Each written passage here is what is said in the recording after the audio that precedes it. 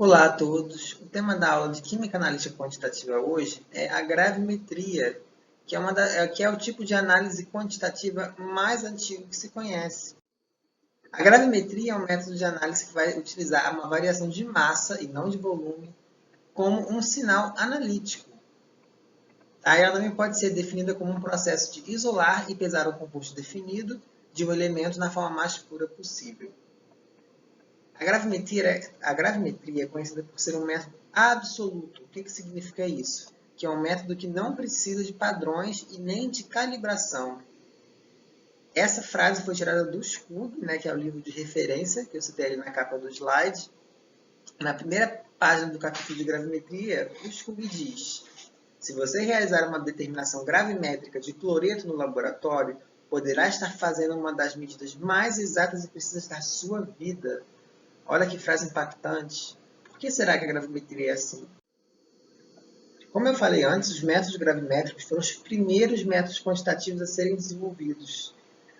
E mais no começo do século XIX, eram os únicos métodos que eram utilizados amplamente. Os métodos volumétricos ainda estavam começando a existir. Os livros textos dessa época, inclusive, só tinham os métodos gravimétricos, não tinham outros, como esses que ele cita aqui, Klaproth, Berzelius, Rose e Frenesius. E só até aí, mais ou menos em 1860, já no meio do século XIX, que os métodos volumétricos começaram a ser aceitos na química analítica e aparecer nos livros textos. E também um detalhe interessante que é colocado aqui nesse livro, History of Analytical Chemistry, é que os métodos gravimétricos se mantêm bem parecidos com o que eles eram no começo aí do século XIX, no meio aí do começo do século XIX. Eles não sofreram tantas mudanças. A gravimetria ela pode ser dividida em três tipos, que é a de volatilização, a de precipitação e a eletrogravimetria. A gente vai começar falando então sobre a gravimetria de volatilização, em que é utilizada a energia térmica ou química para remover espécies voláteis da amostra, fazendo com que essa perca massa. E as aplicações da gravimetria de volatilização são diversas, como análise de teor de cinzas, teor de umidade, água de cristalização, carbonatos, avaliação de estabilidade. Aqui a gente tem até um protocolo tirado do Ministério da Agricultura, Pecuária e Abastecimento, que fala, por exemplo, sobre a determinação de umidade de voláteis de leite em pó por método gravimétrico. Isso é muito aplicado na parte de alimentos. A primeira aplicação que eu vou falar é sobre a determinação de teor de cinzas. O teor de cinzas é a porcentagem de minerais em amostras que são predominantemente orgânicas. É o resíduo que sobra depois que você carboniza completamente a sua amostra. Isso é muito utilizado para análise de alimentos e fármacos, principalmente alimentos. Vou falar um pouco sobre o procedimento da determinação de teor de cinzas, que é o procedimento geral de uma gravimetria de volatilização. A primeira etapa é o preparo do seu recipiente, onde você vai fazer as pesagens e a secagem. Esse recipiente precisa ser limpo, primeiramente, e você tem que secar ele sempre na temperatura da análise. Então, se a sua análise é a 110 graus, você vai secar o recipiente a 110 graus. Se é 800 graus, você vai secar a 800 graus. Assim, qualquer substância que possa evaporar presente ali nas paredes do seu recipiente, ela vai evaporar ali antes de você adicionar a sua amostra, não vai dar interferência. Depois você vai pesar a sua amostra. Depois você faz a pré-queima da amostra. Normalmente se evita colocar direto a amostra, como é teor de cinzas, você vai aquecer a uma temperatura muito alta, cerca de 550 graus. Então, para você não colocar direto sua amostra dentro de um forno, que a gente chama de mufla, e aquecer essa temperatura tão alta, antes disso você faz uma queima controlada, que é a queima no bico de Bunsen. Porque se a amostra começar a pegar fogo, você pode fechar a tampa e você controla a chama. Ao contrário da mufla, se a amostra pegar fogo dentro da mufla, não tem o que fazer. Você vai perder a sua amostra, você pode causar um defeito, enfim. Depois que você fez a pré-queima da amostra controlada, aí sim vai sobrar um resíduozinho, já vai reduzir bastante. E aí esse resíduo você vai colocar para ser calcinado em mufla.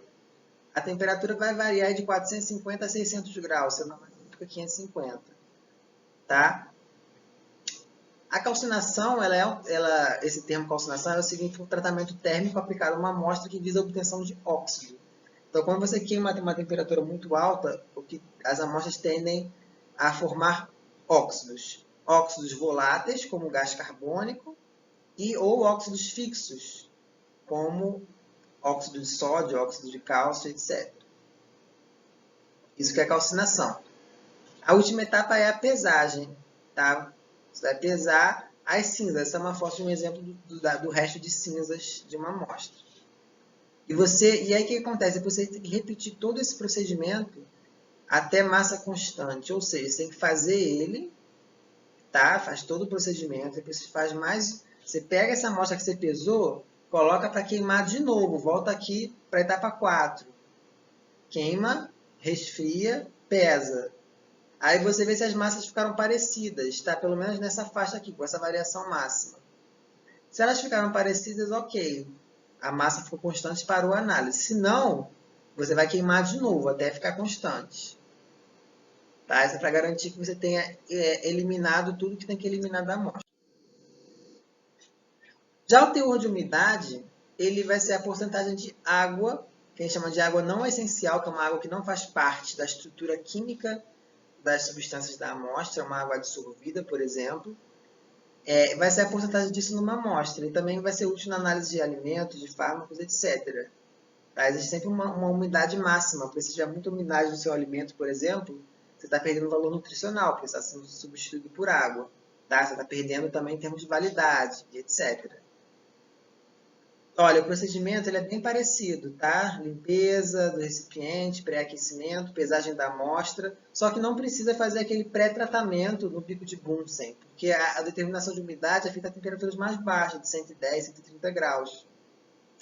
Também se usa muito 105 graus. Então, você vai direto para a estufa, tá? Não precisa fazer uma pré-queima. Sai da estufa, vai resfriar e você vai pesar. Bem parecido com a cinza, com o teor de cinzas, tá? Falar um pouco com vocês sobre os tipos de água em sólidos, porque isso vai ser importante na sua análise de teor de água, dependendo de como essa água está ligada na estrutura dos componentes da sua amostra.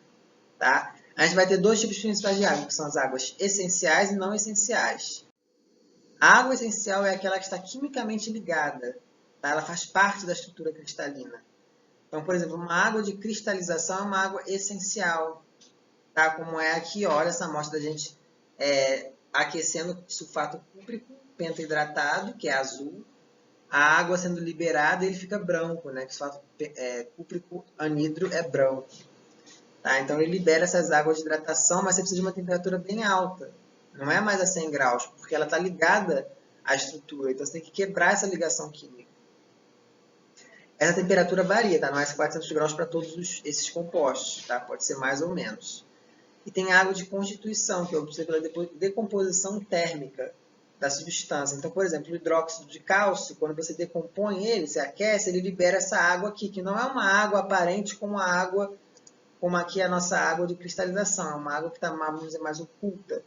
Tá? Está escondida dentro da estrutura. É a mesma coisa do bicarbonato de sódio. Tá? E aí as temperaturas variam muito. Aqui é 800, já aqui é 300. Depende muito da natureza da ligação. Já a água não essencial, ela é aquela que é presente como contaminante por causa da exposição da substância à umidade, como, por exemplo, a água adsorvida ou higroscópica, que fica sobre a superfície de um sólido, que nem o hidróxido de sódio, quando você coloca na bancada, né? Ele começa a ficar molhadinho por fora, você vê ele absorvendo a água. Tá? Então, é uma água de adsorção.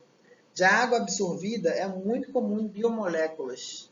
Tá? É uma água retida em interstícios dos sólidos coloidais.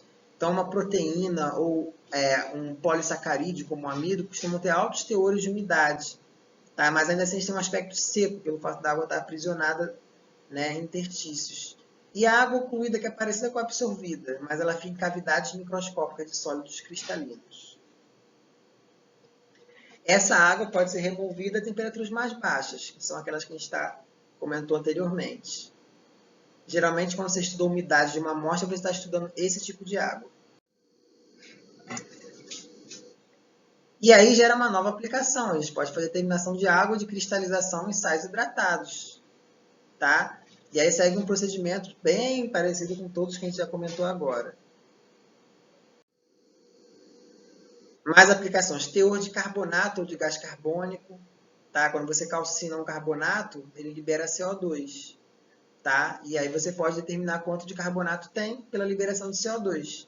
E é muito útil na análise de minérios e outras matrizes contendo carbonatos, como aqui a gaspeíta, tá? Que é um minério de...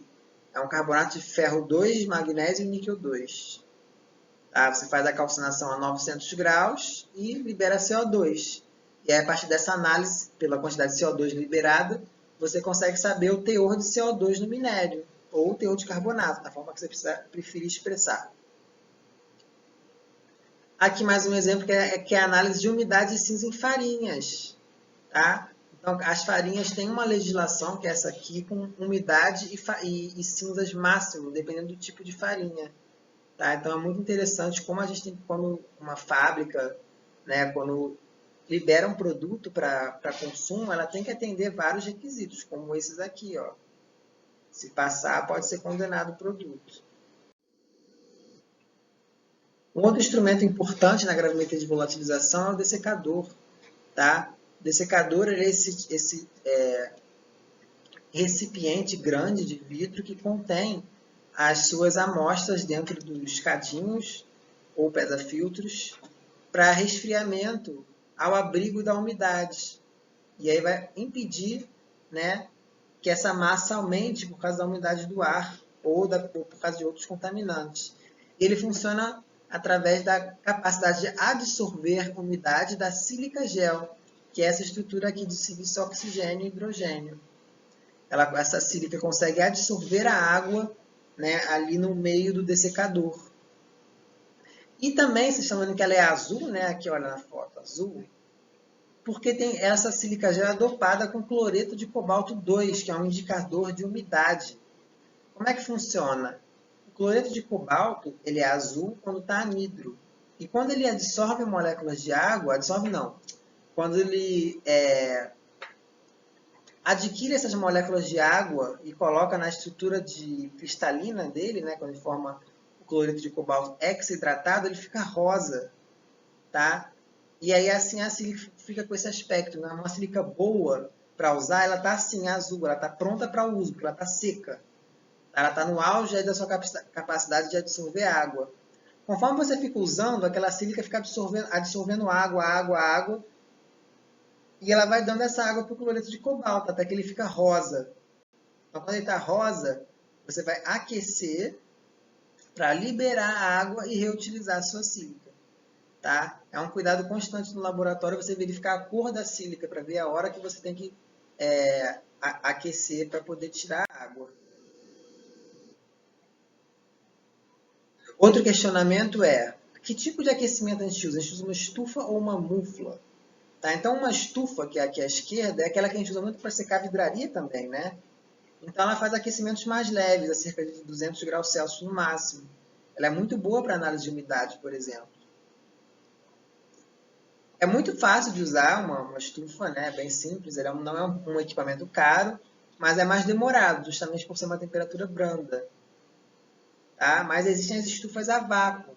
Tá? Ela diminui a pressão, ao mesmo tempo que controla a temperatura. Como diminui a pressão, as substâncias vão evaporar mais facilmente.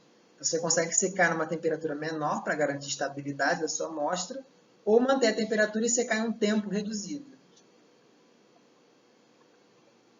As principais aplicações, como eu falei.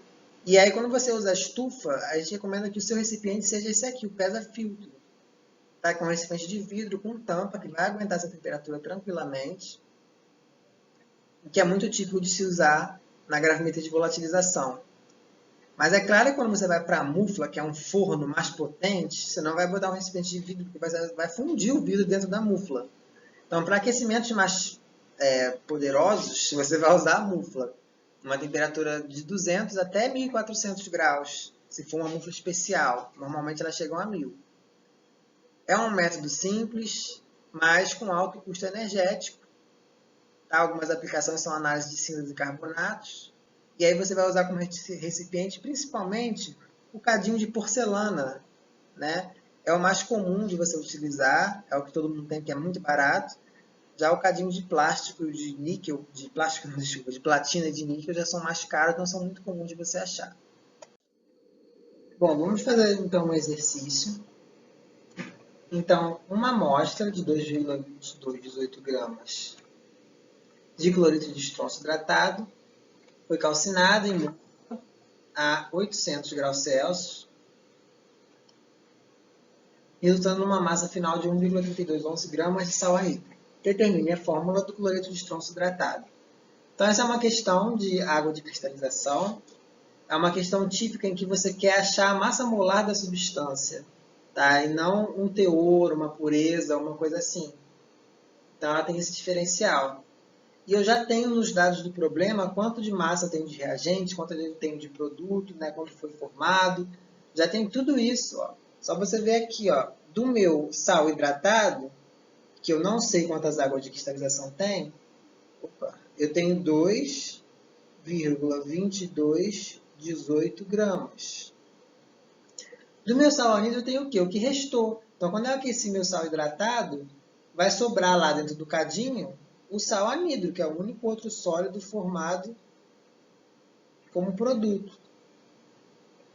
E a massa de água que vai sobrar vai ser o quê? Essa menos essa vai ser igual à massa de água que é perdida. A água vai ser formada gasosa, tá? Vai ser eliminada, que dá 0,9007 gramas. Isso foi perdido, tá? Então, eu já tenho esses dados todos. O que me falta é uma massa molar, a massa molar do sal hidratado. Eu posso fazer a estequiometria aqui, ó. 1 mol do sal hidratado está para 1 mol do sal anhidro, está para x mol de água. Substituo pelas massas molares, porque eu quero massa. E ó, eu vou trabalhar com esses dois aqui, ó. Né? Eu preciso pegar 2 dos 3, mas também poderia trabalhar com esses dois aqui. Também daria certo. Eu preciso achar o x. Massa molar de 1 dá para massa molar da água vezes x. Massa de cloreto de estrôncio presente está para massa de água perdida. Pronto, substituindo os valores. Só eu calcular o x, que dá próximo de 6. Então, meu sal hidratado tem esta fórmula, finalizando a questão. Vou falar um pouco para vocês sobre a análise termogravimétrica, tá? Que é uma análise, que é uma forma de gravimetria por volatilização, em que a variação de massa da amostra é monitorada em tempo real enquanto ela é aquecida. Tá? Então, basicamente, o que você tem é essa termomicrobalança, que faz o aquecimento e a pesagem da substância. E com isso você consegue usar um equipamento, né? Você consegue instrumentalizar a técnica. E você vai vendo os voláteis sendo eliminados conforme você aquece em tempo real. E gera um gráfico desse tipo. Então, você tem, por exemplo, o oxalato de cálcio hidratado. Quando você aquece mais ou menos a 200 graus, o que o sistema detecta? Uma perda de massa, ó, né? Que é completa aí em mais ou menos 250 graus, por aí. E aí depois, lá para 400 graus, começa a perder monóxido de carbono, tá? Depois gás carbônico. E aí vira óxido no final. Tudo vira óxido no final, gente. Ficou no final CO2 e óxido de cálcio. Quando você aquece muito quente, isso que acontece. Tá? Isso te permite, por exemplo, avaliar a estabilidade, até criar um método gravimétrico. Você pode ver, se eu fizer aqui a 500 graus, eu consigo fazer a gravimetria, né, determinar um teor de oxalato numa amostra, porque ele perde CO, por exemplo. Então, é um experimento interessante. Ele pode ser utilizado para determinação da temperatura de decomposição de uma substância, tá? Para as próprias análises comuns que você faz com uma estufa e uma balança, normalmente você pode fazer usando somente esse equipamento, como umidade, voláteis, etc. estudo de degradação, cinética de reação e etc.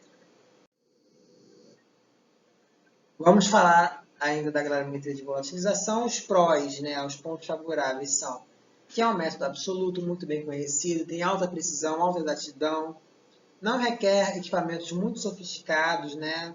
Um forno, uma estufa, uma balança, são coisas fáceis de se encontrar por aí. E é um método simples, né? A gravimetria de volatilização ela é muito simples, né? Você vê que você não precisa dissolver, pegar líquido, não, você pega o sólido ali, esquenta, esfria e pesa. É bem simples. Mas, apesar de ser demorado, esses tempos de aquecimento podem ser muito longos, às vezes chega a ser mais de um dia, tá? Às vezes horas, minutos, depende. Então, mas é comum de ser um método demorado e também não é sensível. Precisa de bastante amostra. A gravimetria de precipitação, que é a nossa segunda parte da aula, ela se baseia na formação de um composto insolúvel após a adição de um precipitante, a solução de analito. Esse composto ele vai ter que ser convertido a uma forma estável para pesagem, tá? E através de cálculos você consegue determinar o teor do analito com base na massa do precipitado formado. Aqui, o que você tem que ter na gravimetria de precipitação é um agente precipitante, que tem que precipitar quantitativamente sua substância e tem que ser suficientemente seletivo ou específico. Você tem que ser o seu precipitado, que tem que ser fácil de lavar, tem que ter uma baixa solubilidade, tem que ter uma alta pureza e ele tem que ser formado por partículas grandes justamente para possibilitar uma filtração eficiente, para ele não passar pelo papel. A forma de pesagem, né, que é aquela substância que você vai converter para poder pesar, tem que ter uma composição química bem definida, não pode ser higroscópico, não deve ser volátil, deve ser estável. Aqui alguns métodos gravimétricos para vários cátions, então a gravimetria de precipitação é muito interessante para análise de ligas metálicas, de minérios, de coisas que tenham metais no geral. Ela é muito, muito interessante. Olha, bem abrangente. Metal você consegue precipitar só de qualquer jeito você consegue precipitar, só pesquisar. Para ânions também, você pode analisar ânions.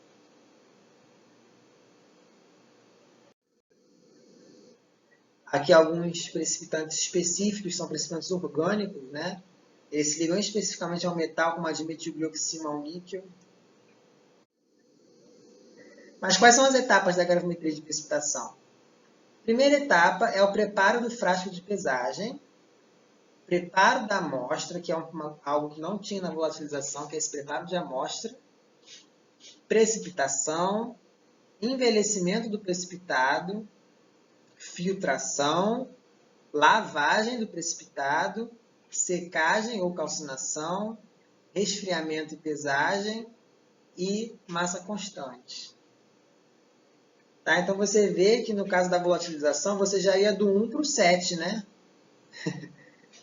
Ia do 1 para o 7. Então a precipitação é muito mais complicada de se executar. Vou falar agora um pouco de cada etapa. Então a primeira etapa é o preparo do frasco de pesagem. Essas são as opções de frasco que você vai ter.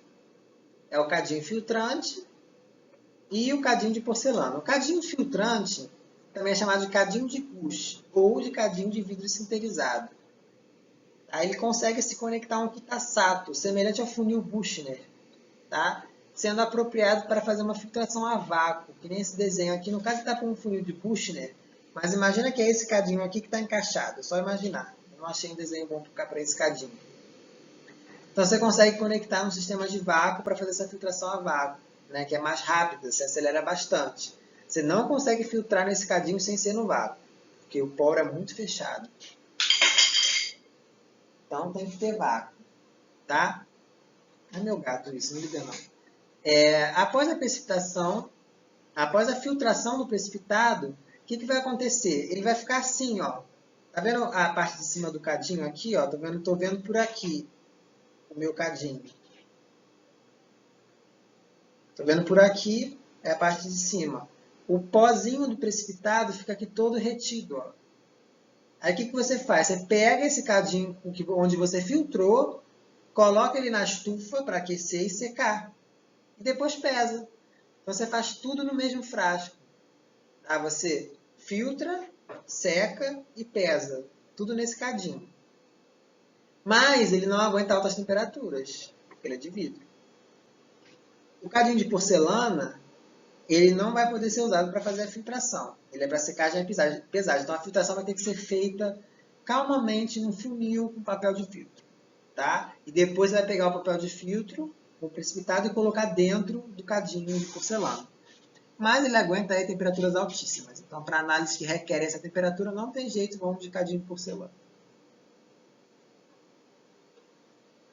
E aquele procedimento que eu falei na volatilização, de você limpar, aquecer na temperatura de análise, resfriar e pesar, continua. Mesma coisa, pelos mesmos motivos. Na parte do preparo da amostra, a gente vai estar fazendo a transformação da amostra em uma solução homogênea para análise. Então, por exemplo, aqui é uma amostra de esponja de aço. Então, estou pesando a esponja de aço, estou abrindo a esponja de aço. Esse termo abertura é muito comum para ligas metálicas. Tá? É a dissolução de uma liga metálica em ácido. Tá? Então, aqui essa esponja de aço, depois de eu adicionar ácido nítrico, fica assim. Diluição. Vou diluir até um volume conhecido para tirar uma alíquota para análise. Tá? Então, é aí que você vê que essa aqui é mais complicada do que a volatilização, que você não tinha que usar nenhuma gota d'água. Depois do preparo, você vai fazer a precipitação, que é a adição do agente precipitante à amostra. Ela tem que ser feita lentamente. Olha aqui a gente com conta-gotas aqui, ó. Sob agitação, olha o bastãozinho de vidro, e deve ser uma agitação magnética, que é muito mais prático. O precipitante tem que estar diluído, você não coloca o precipitante em uma concentração alta, para não precipitar muito rápido. A reação é sob aquecimento, a gente vai ver mais tarde por quê, e a precipitação ela precisa ser completa, tá? Você pode garantir isso tendo um pequeno excesso de precipitante.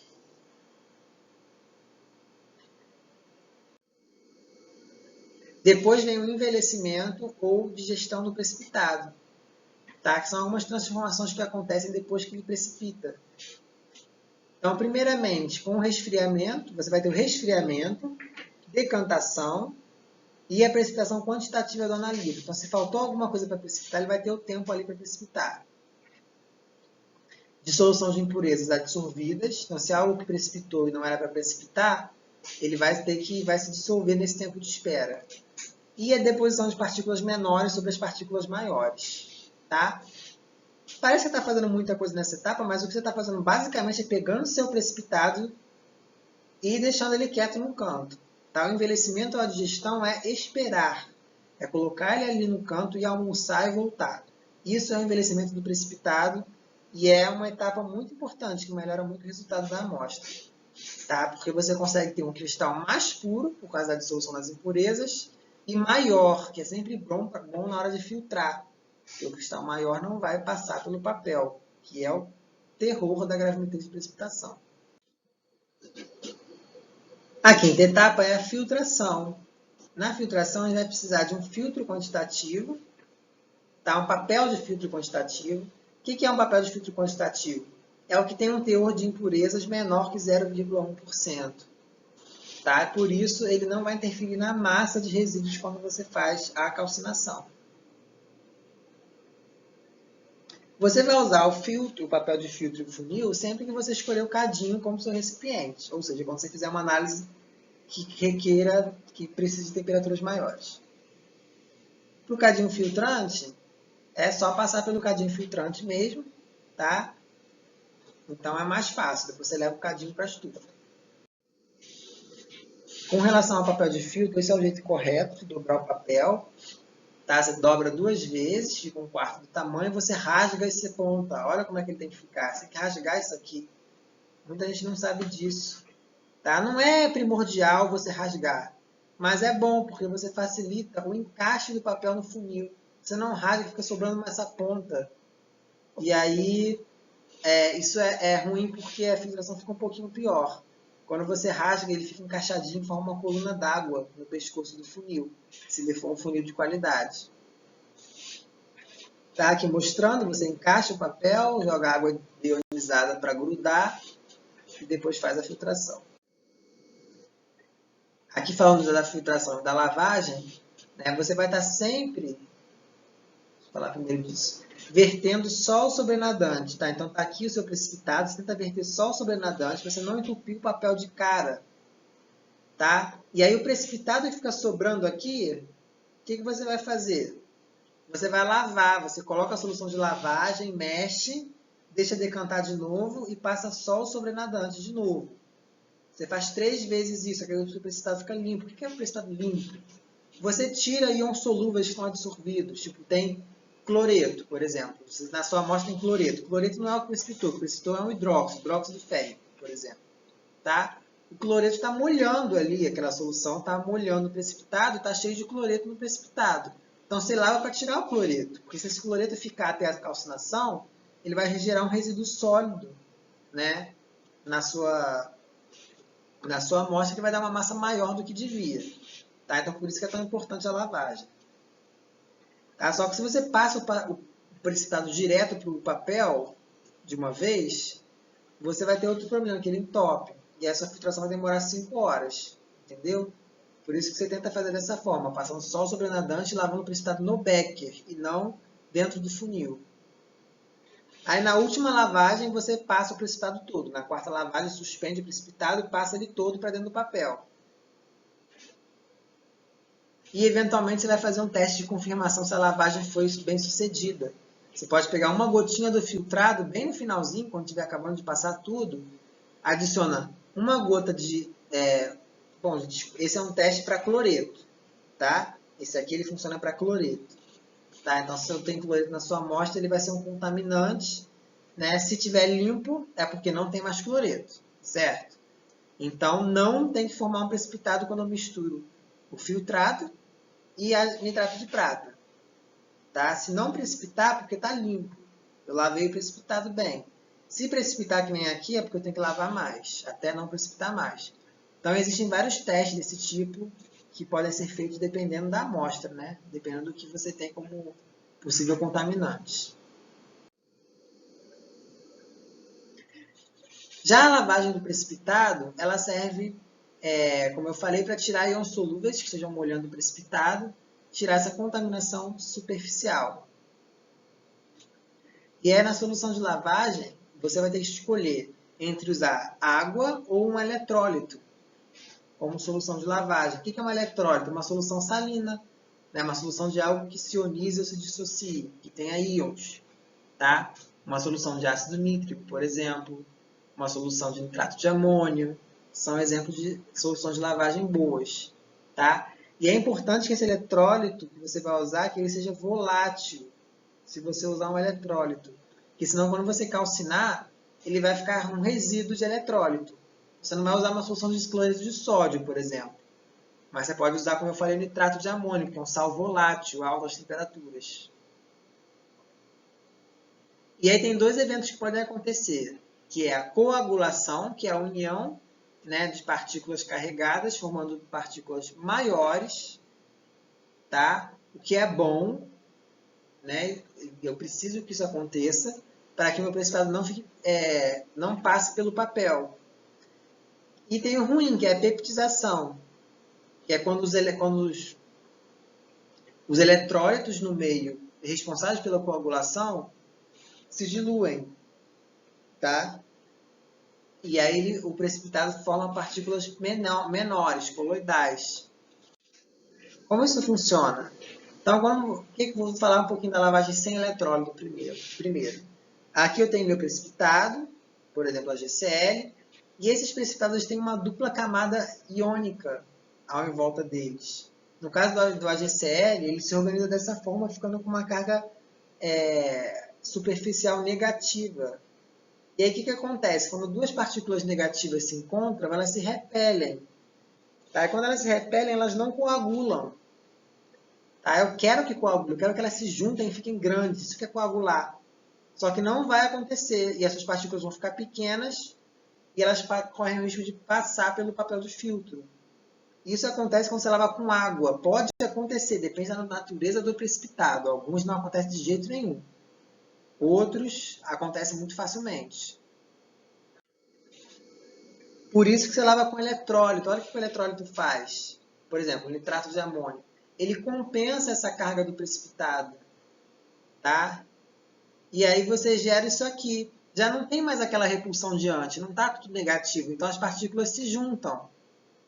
E formam partículas maiores. Tá?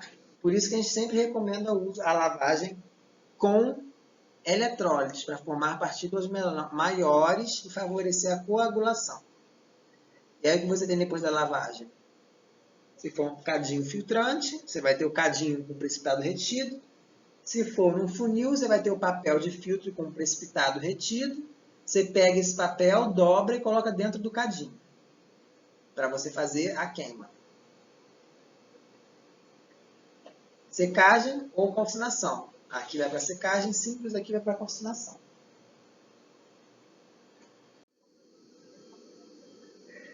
A secagem é uma temperatura mais baixa, né? É importante, se você for secar na estufa a 100 e poucos graus, que você não use eletrólito na lavagem. Tá? Se você usar, ele não vai evaporar. Então, a gente recomenda o eletrólito quando você realmente precisa, né? Quando é uma característica do precipitado, ele ficar coloidal, ele ficar pequeno. Como é o hidróxido de ferro 3, né? O cloreto de prata, são vários exemplos, a maioria deles. Mas alguns eles têm uma tendência cristalina, então você não precisa se preocupar com isso.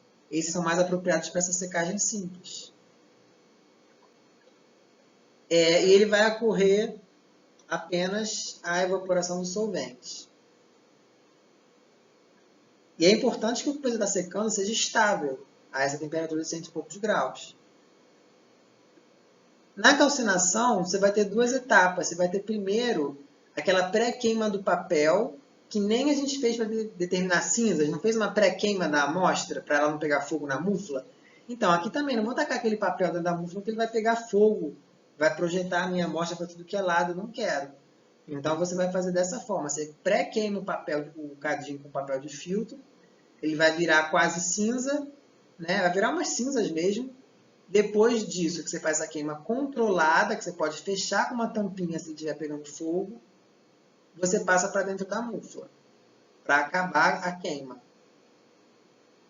Tá? A queima vai decompor e eliminar substâncias voláteis, vai converter o precipitado para uma forma de pesagem, como, por exemplo, o exemplo que a gente sempre está vendo, né? O hidróxido férrico, quando você aquece ele na mufla, ele vira o óxido férrico, tá? Que tem um aquecimento, que é muito mais estável, ele tem uma fórmula mais constante, ele é estável, ele não vai dissolver água nem nada. Já o hidróxido férrico não.